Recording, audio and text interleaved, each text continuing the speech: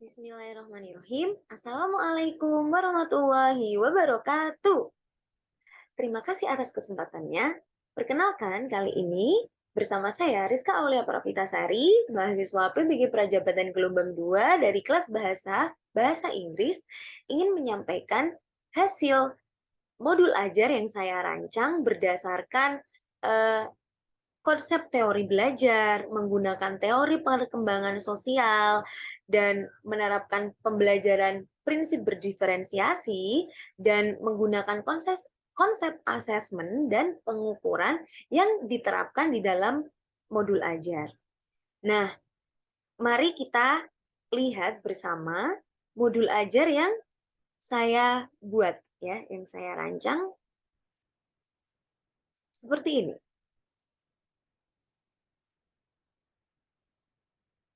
Ya, kita bisa lihat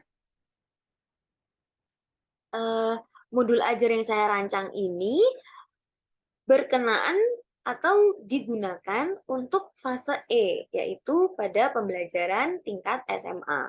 Nah, pada temanya atau materinya adalah procedure text. Nah, di sini ada profil pelajar Pancasilanya, kemudian metodenya menggunakan problem based learning, dan ada domainnya yaitu membaca memirsa. Nah, langsung kepada poin penggunaan atau penerapan konsep teori belajar, ya. Konsep teori belajar di sini saya menggunakan teori belajar behavioristik. Apa itu pembelajaran behavioristik? Teori pembelajaran behavioristik itu adalah teori yang memfokuskan pada perubahan tingkah laku. Jadi dengan mudahnya pengertiannya yaitu adanya stimulus dan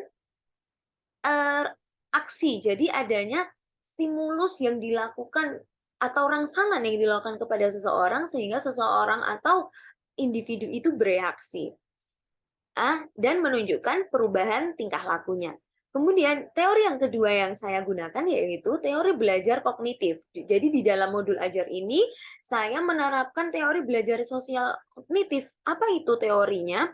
Yaitu teori yang menonjolkan gagasan bahwa sebagian besar pembelajaran manusia terjadi dalam lingkungan sosial. Nah, dengan mengamati orang lain, manusia memperoleh pengetahuan, mengetahui aturan-aturan, mengetahui keterampilan-keterampilan, banyak kan keterampilan yang mereka lihat, sehingga mereka dengan daya pikir yang ada di dalam dirinya sendiri, mereka bisa menentukan mana teori, mana pengetahuan, mana aturan yang pas dengan mereka. Nah, dari teori ini itu eh, seperti apa ya, dua sisi mata uang. Jadi teori belajar behavioristik itu adalah guru yang selalu memberikan stimulus pada siswa, jika teori sosial kognitif itu adalah siswa sendiri di dalam dirinya menyadari. Nah, seperti itu. Jadi dua itu teori yang saya ambil. Kemudian pada teori perkembangan sosial yang saya terapkan di modul ajar adalah yang pertama adalah sosial konteks perkembangan, ya.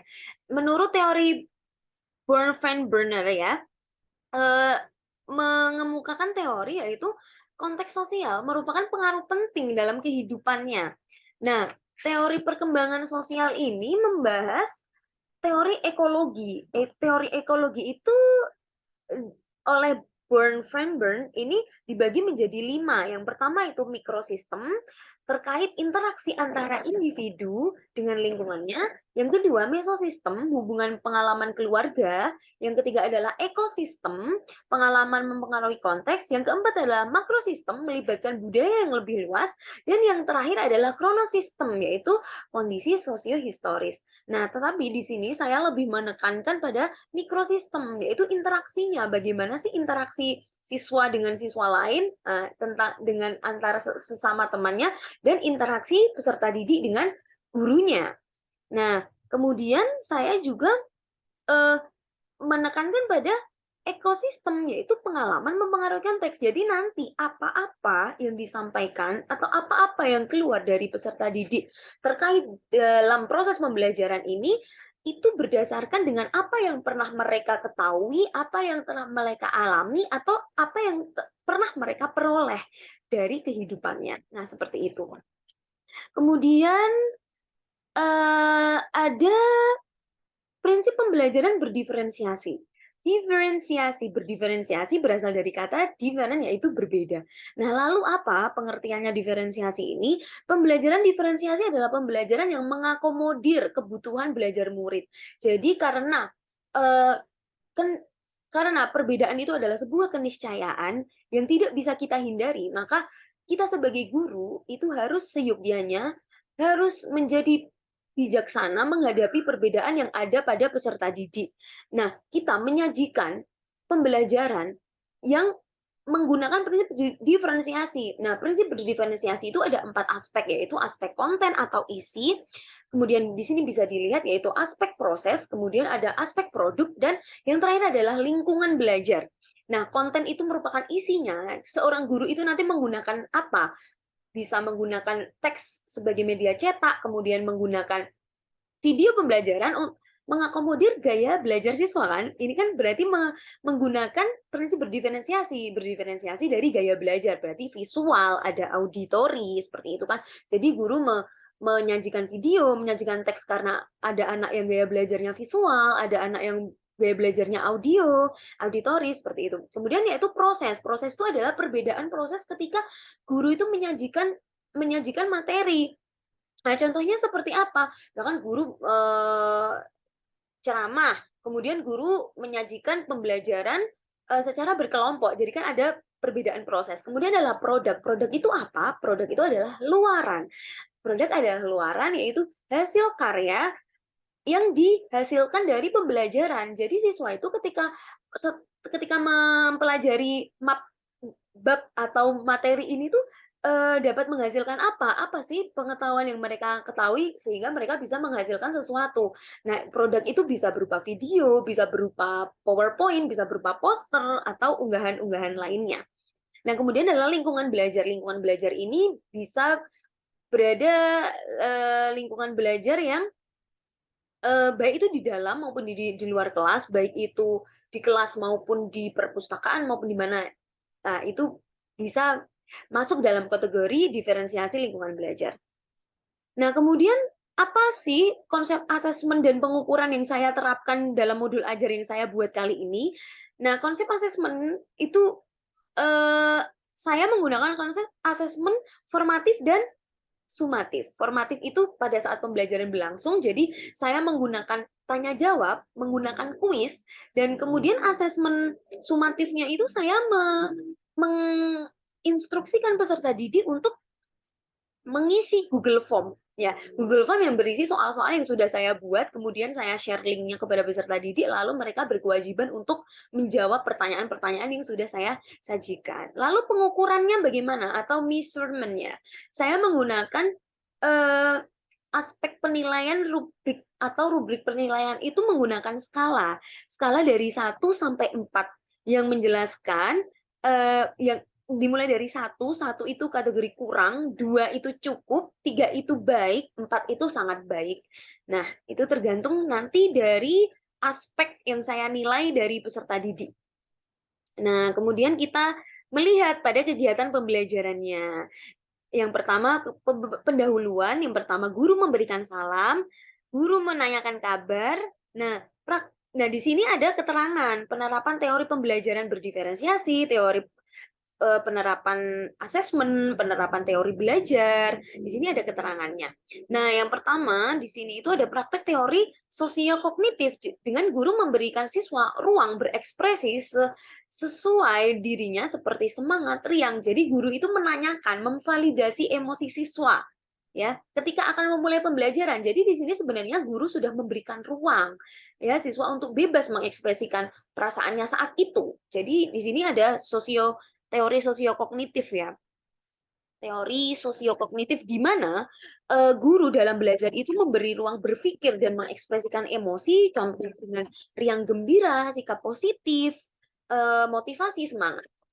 Nah, kemudian kita lihat selanjutnya ada guru melakukan persepsi dengan memberikan stimulus. Nah, stimulus ini tadi kita telah membahas tentang behavioristik, teori behavioristik di mana guru itu lebih banyak memberikan stimulus. Jadi memang kekurangannya dari teori behavioristik itu siswa tuh memang lebih pasif, seperti itu. Jadi siswa tuh hanya menerima stimulus seperti itu.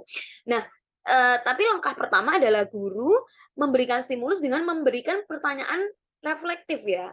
Ya dengan, mengharap siswa itu bisa dengan spontan, dengan refleks, itu menjawab pertanyaan-pertanyaan guru. Jadi membangun respon yang baik itu bagaimana? Itu terdapat dalam, teori behavioristik. Kemudian teori perkembangan hidup Erikson. Nah, di sini terdapat penerapan teori perkembangan rentang hidup.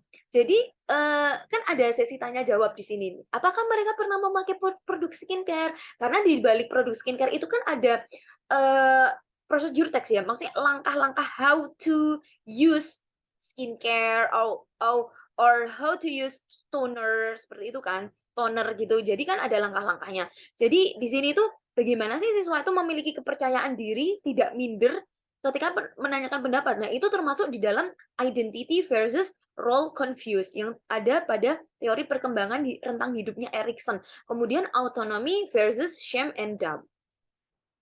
Kemudian selanjutnya adalah penerapan teori belajar behavioristik lagi oleh guru. Kemudian ada teori behavioristik melalui drilling, jadi guru memberikan teks, guru memberikan video. Itu kan penekanan, bukan apa ya, lebih pemahaman lebih lanjut ya tentang materi ya. Jadi guru melakukan drilling.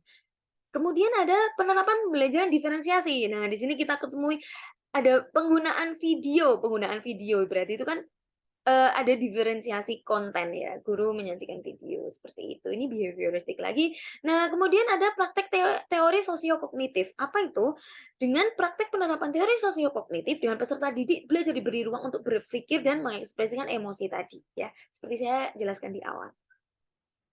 Ke bawah lagi, ke bawah, kemudian di sini pembelajaran diferensiasi lagi, ada pembelajaran diferensiasi terkait dengan proses dan lingkungan belajar karena guru menginstruksikan peserta didik untuk berkelompok. Nah, di sini bisa dilihat untuk berkelompok. Berkelompok ini kan ada berarti diferensiasi proses dari individu menjadi bebarengan atau kelompok. Nah, itu tadi. Kemudian ke bawah lagi ada praktek pelaksanaan asesmen nih ya. Asesmen yang saya gunakan kan ada formatif sama sumatif. Nah, ini asesmen sumatifnya ya di akhir yaitu peserta didik diwajibkan untuk mengisi Google Form yang sudah disajikan oleh guru yang berisi soal-soal dan peserta didik wajib mengerjakannya. Ini refleksi, kemudian ini saya penyusunnya, kemudian ini ada lampiran-lampiran pembelajaran, kemudian ada materi-materi yang disajikan di dalam PowerPoint seperti ini nanti gambarannya. Kemudian yang terakhir adalah ada rubrik penilaian. Nah, rubrik penilaian ini skalanya 1 sampai 4. Nah, oke, sekian dari saya. Terima kasih atas perhatiannya. Semoga bermanfaat. Apabila ada kurang dan lebihnya, saya mohon maaf. Apabila ada manfaatnya, semoga bisa digunakan untuk pembelajaran kita bersama. Sekian dari saya. Wassalamualaikum warahmatullahi wabarakatuh.